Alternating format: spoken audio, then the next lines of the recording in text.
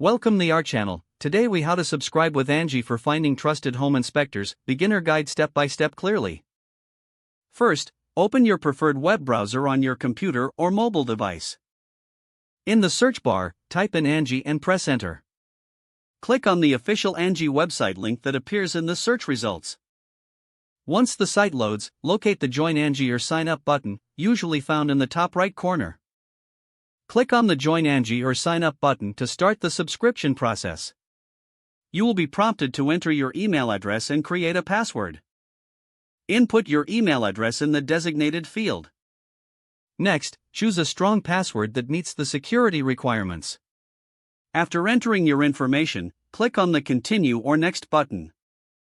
You may be asked to provide additional information, like your name and address. Fill in the requested details accurately. Once you have completed this step, review Angi's Terms of Service and Privacy Policy. If you agree, check the box confirming your acceptance. Click on the Create Account or Sign Up button to proceed. You may receive a verification email from Angi in your inbox. Open the email and click on the verification link provided. After verifying your email, return to the Angi website and log into your account. Now that you are logged in, navigate to the search bar.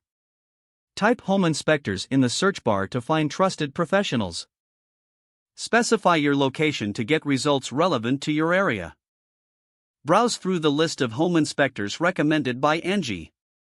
Read reviews and ratings to find the best match for your needs. Once you find a suitable inspector, click on their profile for more details. You will see their qualifications, reviews, and contact information. If you wish to proceed, you can book an appointment through their contact details. If the page does not load, refresh the browser or try again in a private or incognito window. Make sure you are using the correct email address, then retype it carefully to avoid small typos. If your password is not accepted, use the reset option and create a new strong password you can remember. Don't forget to like this video and subscribe to our channel for more step-by-step tech guides.